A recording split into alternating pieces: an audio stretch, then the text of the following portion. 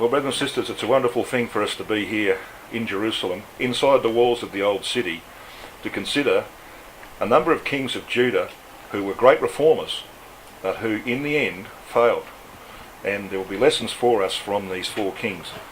So in our studies over the course of this next 7 days, God willing, we're going to be looking deeply into the lives of these four kings, Asa, Jehoshaphat, Joash and Uzziah. And we're not only going to see great lessons that come from these four kings, but some wonderful prophecies about God's own people, the nation of Israel. And so this first study here today is going to be a background study as to why there was a need for the first reformer in Judah. And we want to paint the picture of what happened in the ecclesia of God in those times and see why Asa's work was so important, and of course give him the credit that is due for the things that he did.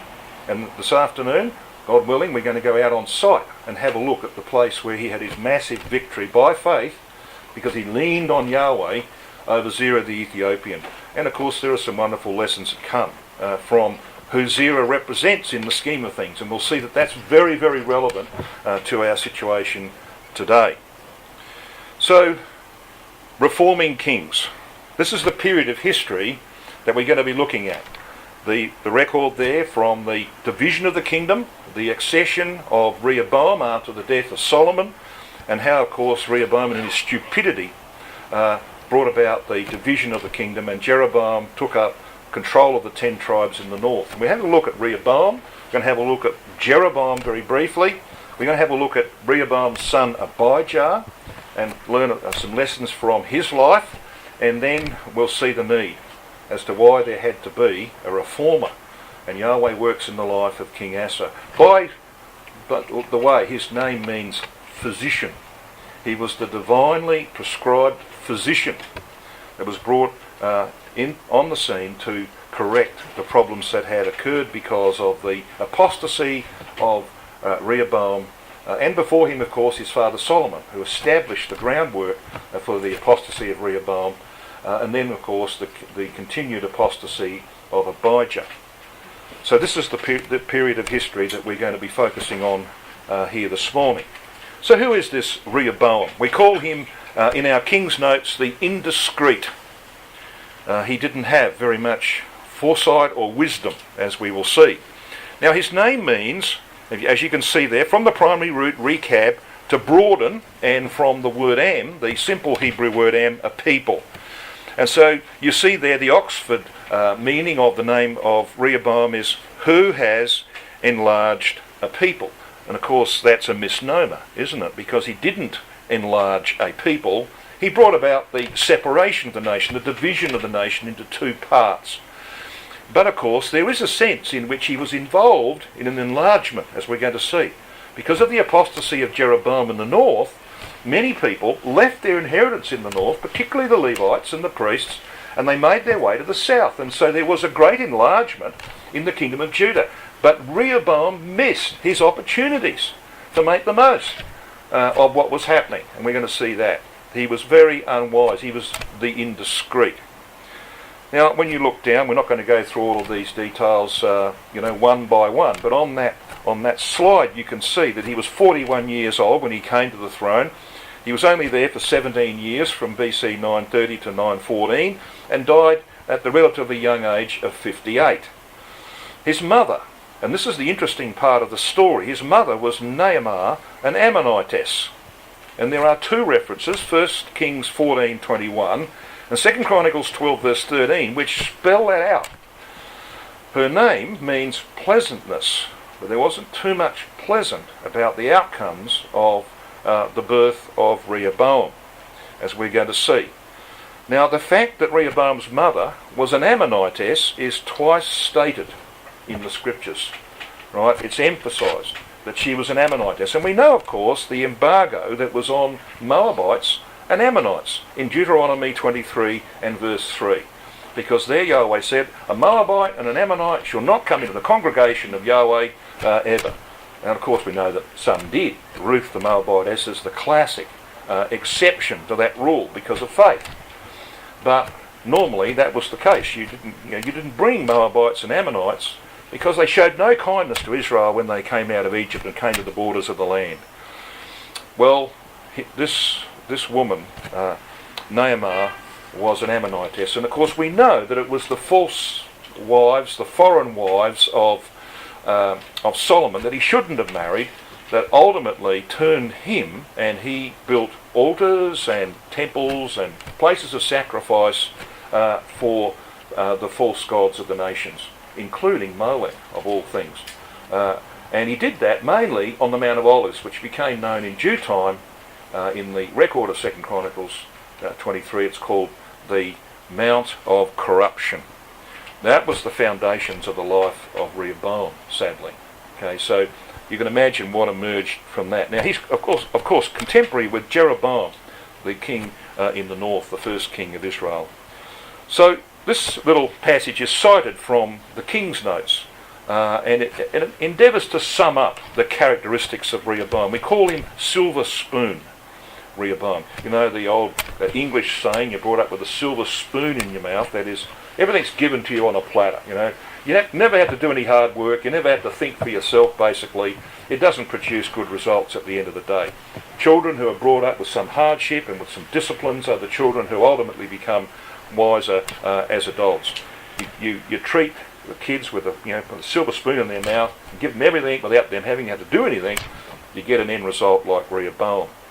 So we say the epithet, Rehoboam the Indiscreet, points to the leading characteristic of the son of Solomon, who presided over the division of the kingdom of Israel. He was born 1 year before Solomon ascended the throne, so he was very young when Solomon became king, and grew up knowing nothing but the prosperity, peace and opulence of his father's reign.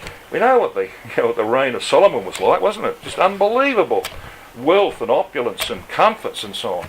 That's all he knew. He never knew anything about hardship. Never came into his life. So it didn't produce great results at the end. As we say there, this fact undoubtedly contributed to his lack of character development, his indiscretion and his pronounced lack of sympathy for the common people. And of course when the common people came and said, look, just ease your father's yoke a little bit and we'll serve you, he went away. He took advice from Solomon's advisors who gave him wise counsel, but he rejected it. He didn't just ignore it. He actually rejected it. And he went to his own compatriots, the young men, and said, what do you think we should do? And they said, treat them roughly. Tell them that you're going to really get into them. Well, it was the last thing that he should have been saying, and of course we know the outcome. So we call him relaxed Rehoboam. Relaxed in relation to spiritual things.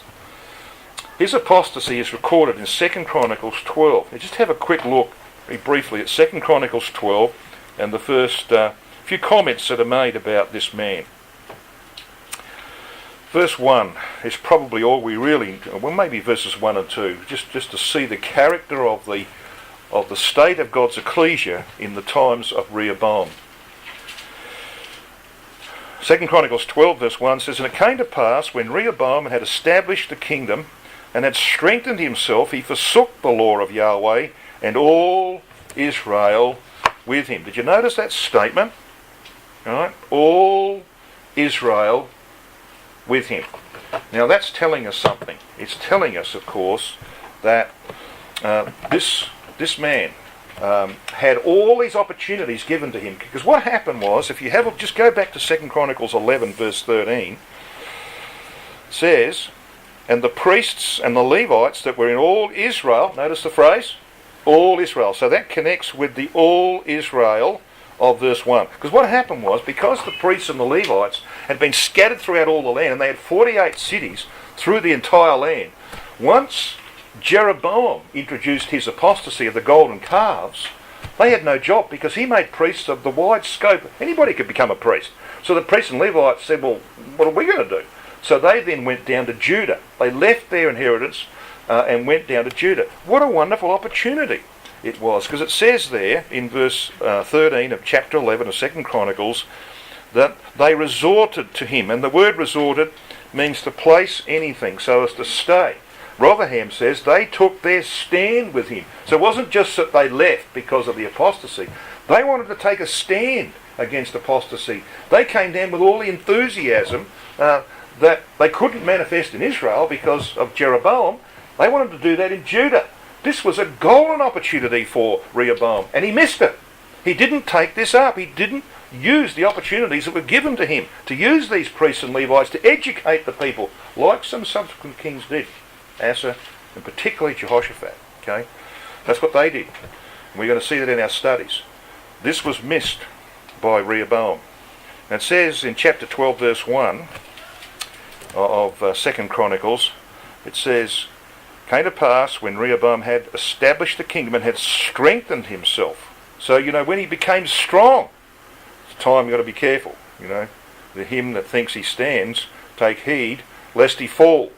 When he was strong, he actually turned away from the law of Yahweh. So he got away from the scriptures, and when you do that, you're going to get away from God, aren't you? And that's what happened. Look at verse 2 of 2 Chronicles 12.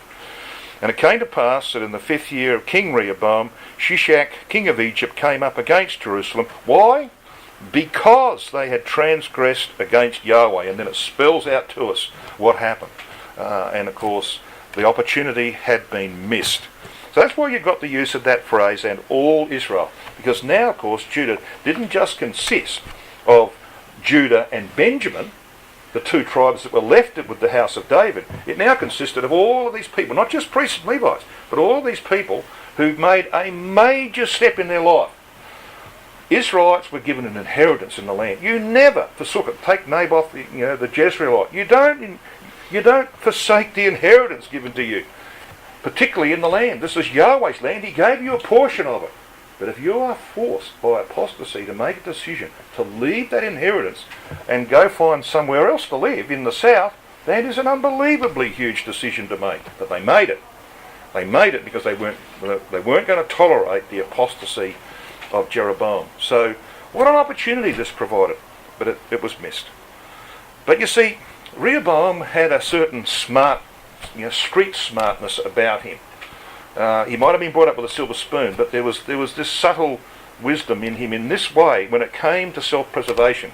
When you're dealing with human nature, the one thing that it's pretty good at is self-preservation. And he shows that characteristic. So when you come to this record of 2 Chronicles 11 verse 23, this is what you read. It says, and he dealt wisely and dispersed of all his children throughout all the countries of Judah and Benjamin, unto every fenced city, and he gave them victual in abundance. And then it says he desired many wives. And when it says he dealt wisely there, the Hebrew word bin means to separate mentally or to understand. So he had a comprehension of the way to manage things. He wasn't a complete fool. So when it came to preservation of his own interests, he was quite shrewd about that. Dispersed all of his children throughout all the country. Of course, if you have a family, a huge family, and they're all together, then arguments ensue and so on. They say if you put two Jews in a room, you get three different points of view, at least three different points of view. And it's probably true. I saw this when I was coming into the land. I saw it at the taxi stand at Ben Gurion Airport. There's all these people, and we sat there for an hour while they were arguing about how to get people from Ben Gurion to Jerusalem. And I would have thought that's quite simple. You get in the car and you drive.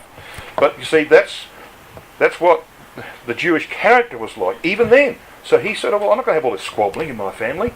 I'll put that part of the family out there and another part over here. They're so far apart.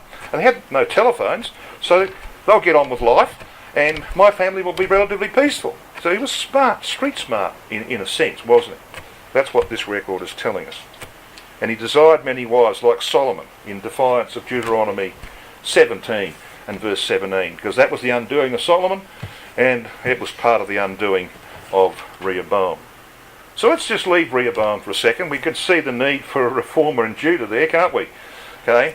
But why was this happening? Why were all these people flooding from the north? We'll come to the record of 1 Kings. We'll go back to the record of Kings, 1 Kings 12. We'll have a look at Jeroboam. Now we can't, of course, do too much on this because you could spend a couple of sessions on Jeroboam. Let's just see if we can get the essence of what happened in this man's life. Now we know he was a man of great abilities. He'd shown that in the time of Solomon.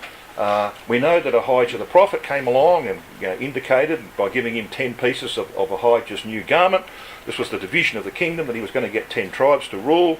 And we also know that the record says that the only two people who knew about that were Ahijah and Jeroboam. But somehow it got out. Now, Ahijah wouldn't have gone around telling anybody, would he? No. So who did it? It was Jeroboam. He couldn't hold the secret, you see. Pride got to him, and he let it out. And so Solomon tried to kill him. So he fled where? To Egypt. What did he bring back from Egypt? We want to see that. Brought back certain things from Egypt. And that's going to be a huge problem.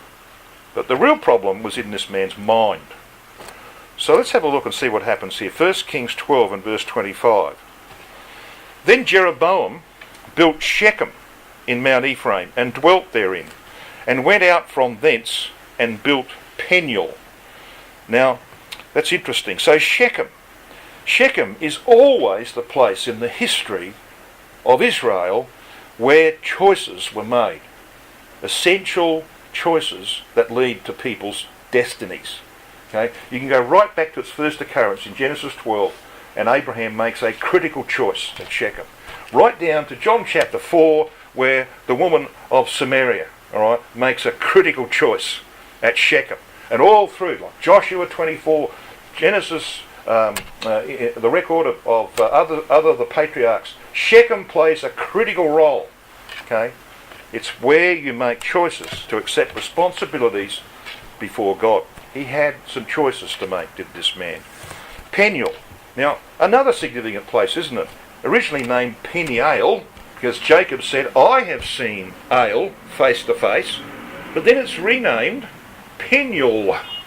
Same name, difference in the grammar.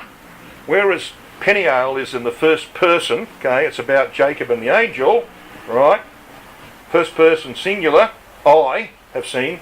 Peniel is in the third person plural. Peniel is about what's going to happen in the lives of other people, okay? So here is another man who's got to make some decisions that had to be made by Jacob, remember, at Bethel. Okay, decisions about who he's going to serve. Peniel was the place where Jacob began the process of being made into Israel. Right. So there's a lot of background to that.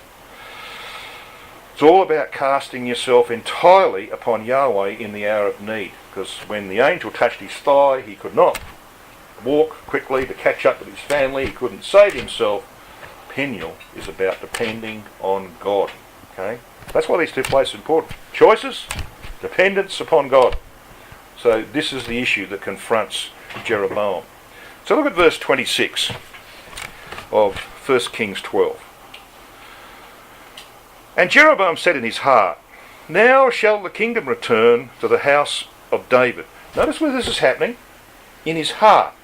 And of course it's here, in the heart, which, by the way, I think is very capably defined by Brother Carter when he says that the heart is the deeper part of the mind where character is formed. Okay? It's the real us, the real you and me. This is where we make the decisions as to what we're going to do with our lives, what direction we're going to go. It's about choosing your ultimate destiny. Okay? So he says in his heart, you've got a problem here. Let's read on. He says in verse 27, if this people go up to do sacrifice in the house of Yahweh at Jerusalem, then shall the heart of this people turn again unto their Lord, even unto Rehoboam king of Judah, and they shall kill me, and go again to Rehoboam king of Judah. Excuse me? Really? You see, this shows a lack of understanding and a lack of faith. Yahweh had said to him, I mean, the promise made to Jeroboam is, I think, almost the equivalent of the promise that God made to David. All right? When you look at it, it's almost the equivalent of what God said to David. I will establish your kingdom. If you're faithful, I'll do exactly to you what I've done to David. But he doesn't get it. He doesn't see that he has to throw himself upon God in the face of these political, that's what they are, political difficulties. So when you view these things from a human standpoint, as Jeroboam is doing, he starts to wonder, how can his kingdom be secured while Jerusalem remained the centre of Israel's worship? You know, there's war, there's conflict between Israel in the north and Judah in the south, these two kingdoms. But the people are every male is commanded to go to Jerusalem 3 times in a year. And here we are in Jerusalem at the time of the Feast of Tabernacles, which finished yesterday. Okay, so today's a pretty important day, by the way, the last Holy Convocation, the 8th day.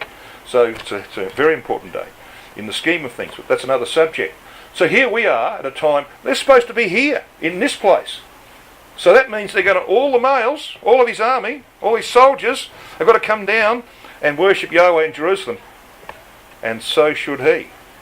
Now that's a problem, isn't it? You think about that. That is a real problem.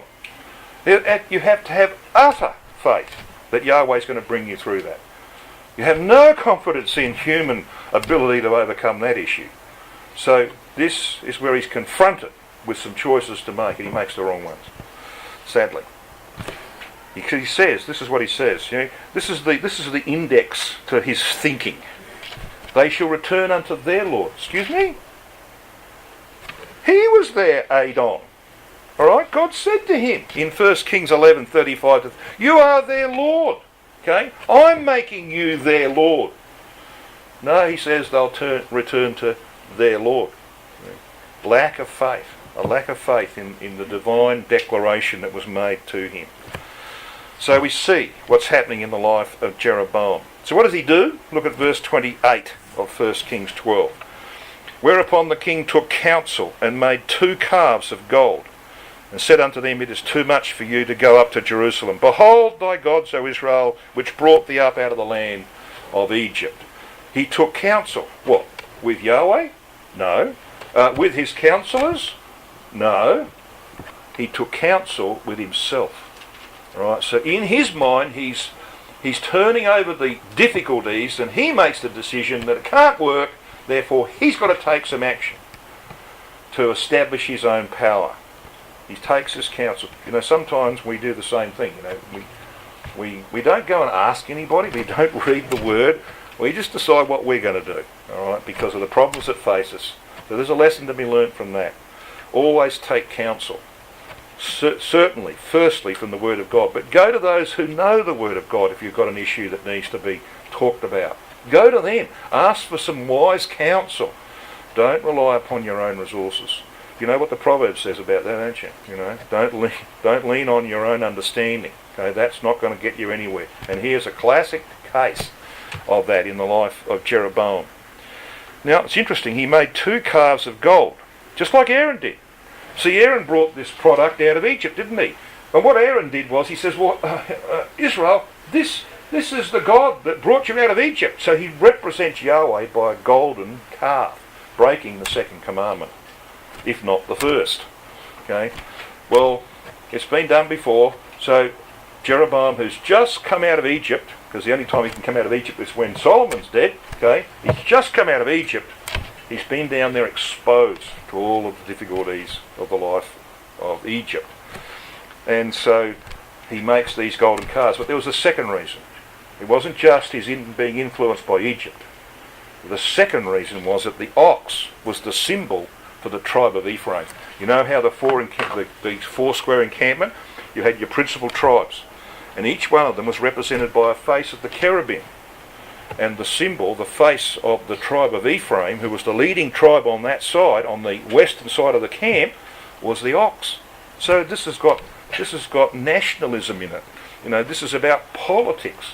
This is about him saying, well, we're the tribe of Ephraim. See, I'm from Ephraim. And he was from Ephraim. He was an Ephrathite.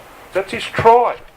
So he's actually setting up a political structure here, as well as with this religious tinge to it from Egypt.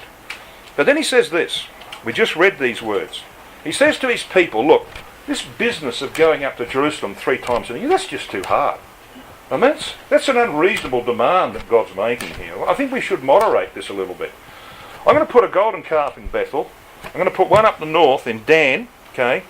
So, wherever you're closest to, you can just wander up there once in a year on my new feast. Instead of having the Feast of Tabernacles on the 15th day of the 7th month, we'll put it onto the 15th day of the 8th month. Alright, so you can you can go on holidays until then, and this is the time. See, so he's made life a lot easier when it comes to religion, which of course people love, don't they? You start bringing in social things, and you start bringing in sort of like, they don't have to bother with doing daily readings, and like, leave the study classes out. That just as long as you come to memorial meeting, that'll be fine. Alright, you start doing that. The flesh says, oh, terrific, but it doesn't stop doing things, does it? It'll find something else to do. That's exactly what happens here. Look what happens. Because it says this thing became a sin. And he set these 2 calves in 2 special places. Bethel, which means The house of God. I mean, all the things that happened here. Jacob named this place the house of God. And we know from 1 Timothy 3, verse 15, Paul picks this up and he says, this place represents the ecclesia, right? The pillar and ground of the truth. He's picking up the pillar that Jacob propped up that had been his pillow. And he poured oil on it. This was the foundations of the ecclesia of God. Okay? What a place to be setting up a golden calf. It was about 18 kilometres for Canadians and 11 miles for Americans north of Jerusalem. In this very, very significant and strategically placed location. Bethel's significant history, of course, we all know. Genesis 12 verse 8, Genesis 28 verses 11 to 19, spell that out. And the other he put in Dan, which of course appropriately means judgment. And it became, later on in Judges chapter 17 and 18, it became the place of Israel's first great apostasy, when they set up the religion of Micah with his priest, the grandson of Moses, Jonathan, up here in the north of Israel in Dan, which we hope to go to in the course of this time in Israel after the Bible school, God willing. This thing became a sin, it says in verse 30. See down there in verse 30? This thing became a sin, for the people went to worship before the one even unto Dan. Right, interesting, isn't it? Rotherham translates it, and the people went before the one as far as Dan. Now that's significant because we're talking about distance here. Dan was 124 kilometres or 75 miles from Shechem, which was at the time, the centre of the government of Israel in the north. While Bethel was 32 kilometres or 20 miles to the south. Okay, Jerusalem being another 18 kilometres or 11 miles over better terrain. So if you're going to go from, let's say Shechem is your home base, you're going to go from Shechem to Jerusalem, it's not all that far. But if you're going to go from Shechem to Dan, it is a whole lot further, as you can see on the map. Right? A whole lot further. And through some of it's flat, but through some pretty difficult terrain. Okay? So, see what this record is saying? This thing became a sin because they went to the one that was further away. Far more effort to get there. This happens. This happens. When you say to people, look, I don't think we'll have so much intense study of the Word of God. We might just have a social activity, but this social activity is a 3-hour drive away. The Bible class is only a half-hour drive away. Guess what the people that really want to have social activities or have a great time will do? They'll drive the 3 hours through traffic, but they won't drive the half hour to the Bible class. Got it? That's human nature. You let it off the leash and you say, look, this is too hard. This stuff about serving God, 100% of the time, that's just too hard. He just wants you to serve him, but he recognises you can do other things as well. So why don't we just back it off a little bit? And we'll have this activity over here. But to get there, you've got to spend money and time and effort. People will spend the money, the time and the effort, but they won't do the simple thing of going to listen to the Word of God. That is human nature. Right? It's happened over and over again in human history. So we need to learn that lesson too. Okay? It's not all that easy, is it, to go to all the ecclesial meetings and get all the kids in the car and go off. It's hard. We've been through it. We know. All right. It's not all that easy. But you say to the kids, listen, we're going to go and have a great holiday somewhere. No problem getting them there. None at all. Okay. That's how we are. Let's turn now to Abijah. We've seen Rehoboam. We've seen the apostasy of Jeroboam. We've seen why it was that many of the Levites and Israelites came down from the north and joined Judah, and they were growing in number. Problem was they weren't growing spiritually. But along comes this man Abijah. He's the son of Rehoboam. Actually, that should read he's called Abijam. Yeah, he's called Abijah in Chronicles and Abijam in Kings. Okay, so his name means, Abijah means Yah is his father, and Abijam means father of the sea, or father is of the sea. Well, I think Abijah is probably the correct name. Yah is his father, which of course again is a misnomer. Rehoboam was his father. Rehoboam the apostate. and he follows after his father. He doesn't do anything to change the quality of spiritual life in Judah. He's not there very long, thankfully, 3 years. His mother's name was Maacah. Now, just keep this lady in mind, Maacah. She's going to play a very important part in the life of King Asa. We're going to see that in our next study. So, here is his mother, Maacah, who was Rehoboam's favourite wife. Of course, he was contemporary with Jeroboam. Now, what happens in the life of this man? Let's go to 1 Kings 15. And just see if we can just grab the essence of the character of Abijah. As you can see from the title of this slide, he was blind and hypocritical. And 1 Kings 15 verse 6 is the key to his life. Because it says this. So it's an amazing statement, really, because this chapter, if you begin reading it, it's talking about how he comes to the throne. And he reigns for 3 years in verse 2. Verse 3, he was not perfect of heart with Yahweh his God, which we'll come to a bit later on. And then in verse 6, we read this. And there was war between Rehoboam and Jeroboam all the days of his life. Really? What does that mean? It just told us that Abijah is now the king. Rehoboam is dead. He's gone. So why would it tell us that there was war between Jeroboam and Rehoboam all the days of his life? Well, because that's what formed his character. He grew up in the atmosphere of combativeness. Right? Can you imagine what it was like sitting around the table of Rehoboam after the kingdom was divided and he wanted to go and get it back, and he formed this army and he went out there and Yahweh says, "Hey, get out of here, close it down. You're not taking Israel back. I promised it to Jeroboam." Okay? You imagine what it was like? He would have sat there and said, "Oh, things are wonderful." Around that table, the discussion would be about hatred. Hatred for Jeroboam. Revenge. That was the atmosphere that his children grew up in. And if around our table we're talking about ecclesial problems and disputes and arguments and difficulties, sometimes of course it's unavoidable, but if that is all we talk about, then the kids grow up thinking life in the truth's about shooting people, isn't it? It's about argument and contest and combativeness. Forms character, forms attitudes, and we see it in Abijah. That's why it's in the record. It's telling us this is what produced this man, his upbringing. We're all produced by upbringing. The outcomes, of course, depend on the choices we make ultimately, but we're all products of our environment, products of our upbringing. And so that's going to be what we have to make decisions about later on in life. Well, he, of course, comes out with all of this stuff about how he and Judah were upholding the law of Yahweh, which simply wasn't true. Verse 7, he was a man of war. It's following on from verse 6.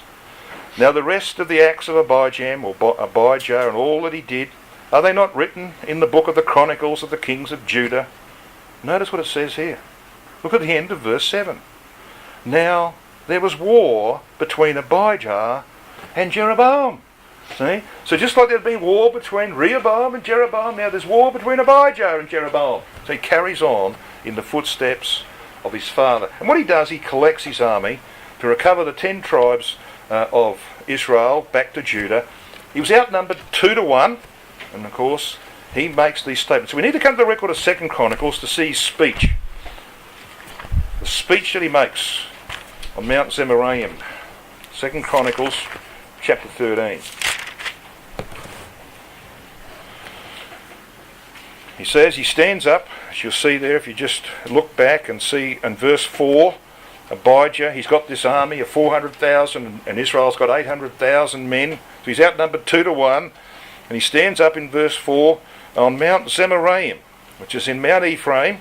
So he's up in the territory of Israel, and he said, "Hear me, thou Jeroboam and all Israel." And he makes this lengthy speech about how Judah was upholding the things of the truth, which wasn't true. But he does make one correct statement, and that's the one in verse 8. "And now ye think to withstand the kingdom of Yahweh in the hand of the sons of David. And ye be a great multitude, and there are with you golden calves, which Jeroboam made you for gods." He's right on that. Okay. Now, even though Judah was in apostasy and Abijah was blind and hypocritical, guess what happens here?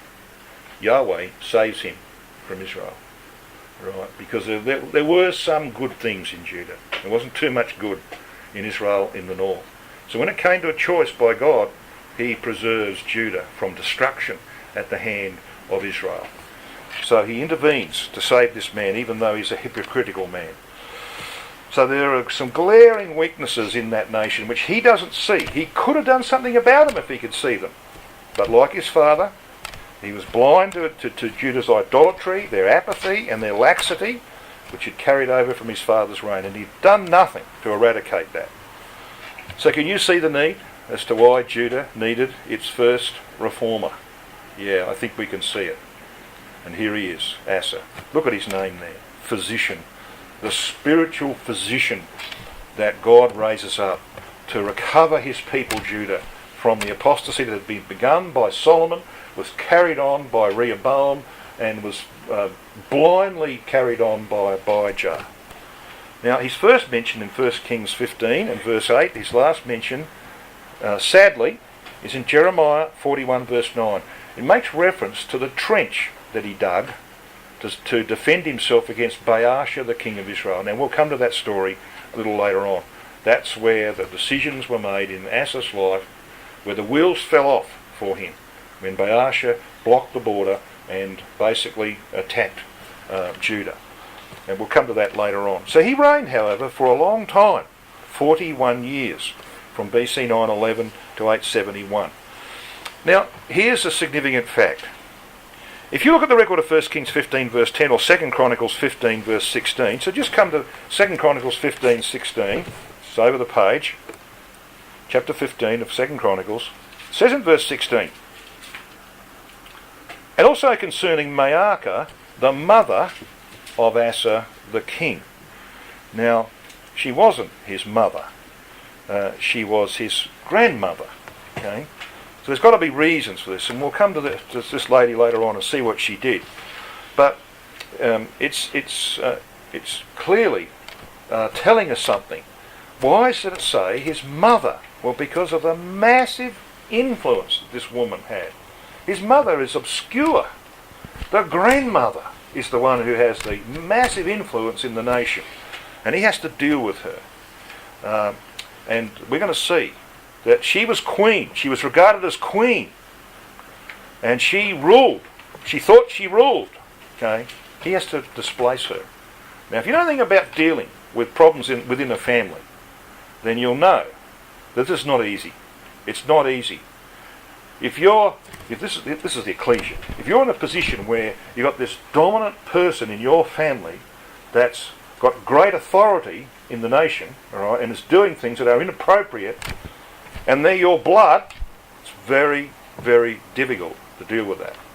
We are seeing now in our brotherhood things where people have changed their minds on critical elements of the truth because their children are involved. Right? They're prepared to throw God's principles away because their children have done certain things that they used to teach against. But now they're saying, oh, it's okay. Right? That's the great challenge of the latter days. Asa is Judah's first reformer. You don't care about the fact that this is his grandmother, that she's got this huge reputation. She's corrupt, she's an idolater, and he boots her out. Right? Blood was not thicker than water in this case with Asa. It's a very powerful lesson for today. We're seeing some unbelievable things. If you said to me 10 years ago that was going to happen, I would have said, come off the grass. But it's happening, right? Because blood is proving to be thicker than water in far too many cases. All sorts of excuses are made as to why you can change your mind on some critical things. So who is he? Well, there are some significant references in the scripture about this man, King Asa. And one of them is 2 Chronicles 21 verse 12, which you can see on the screen. Now this is in a very important letter, because this letter is signed Elijah. Alright? No less than Elijah writes these words under the hand of Yahweh.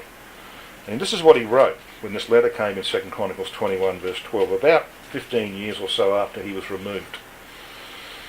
And there came a writing to him from Elijah the prophet, saying, Thus saith Yahweh God of David thy father, because thou hast not walked in the ways of Jehoshaphat thy father, nor in the ways of Asa king of Judah. So this is a writing that came to King Jehoram, who was the son of Jehoshaphat. Okay, so this is Asa's grandson.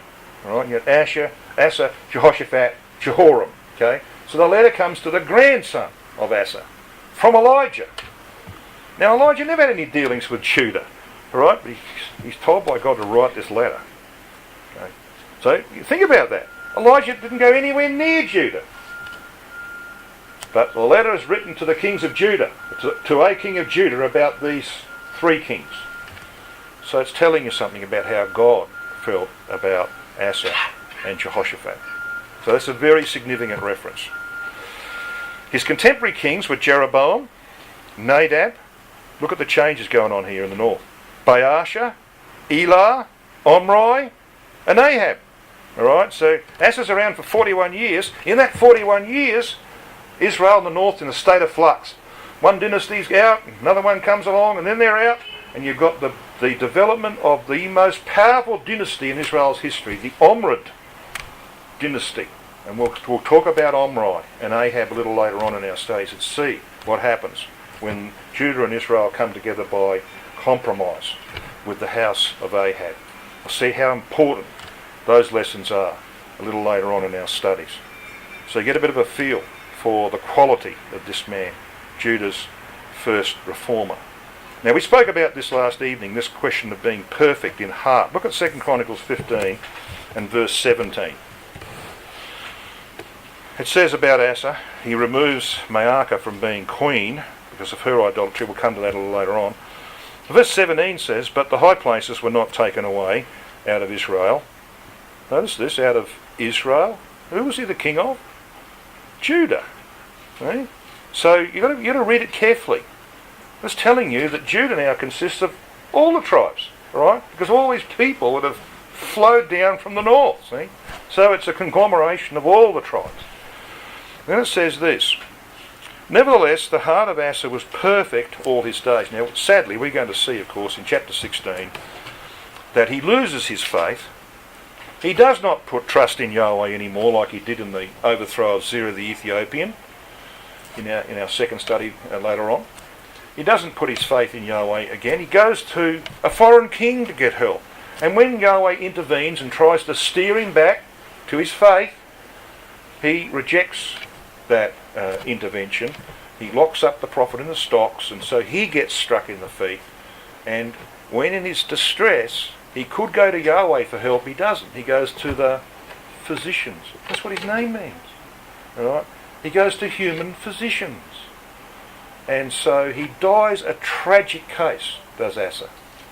So it's a sad ending. But what does this mean? That his heart was perfect all his days. Well, we saw last night what that means. The word perfect here is shalom, which means to be complete or to be safe. By contrast, Solomon's heart was not perfect, we read, with Yahweh his God, as was the heart of his father David. That's the testimony of 1 Kings 11, verse 4, because Solomon recognised false gods. Okay? So his heart was not safe. Great lesson, this, isn't it? You can go back to Deuteronomy 18, verses 10 to 13, which make that point. Let me just read that out to you. Deuteronomy 18, verses 10 to 13 say, There shall not be found among you anyone that maketh his son or his daughter to pass through the fire, to Molech, for example, or that useth divination, or an observer of times, an enchanter, a witch, or a charmer, one with familiar spirits, a necromancer. For all these are abomination to Yahweh. And that says in verse 13, Thou shalt be perfect with Yahweh thy God. There's our word. So what is it? It's about who you serve, what gods you serve. So while Asa failed in faith, he never turned away to false gods. Right? He never went back to worship the gods of the nations, even though he didn't have the trust and the faith in Yahweh that he'd had in former years. So that's why it says he was perfect all his days. So in summary, thus it means that though Asa lost his faith and trust in Yahweh at the end of his life, He never turned away to worship or recognise strange gods. Well, that's the end of our first study, and it's an introduction, of course, to what will come, and we're going to have a look a little later on at this man's life. In another 2 segments, we're going to have a look at his great reformation, the greatest in Judah's history, and then, sadly, the failure at the end of his life. So we'll leave it there for the time being.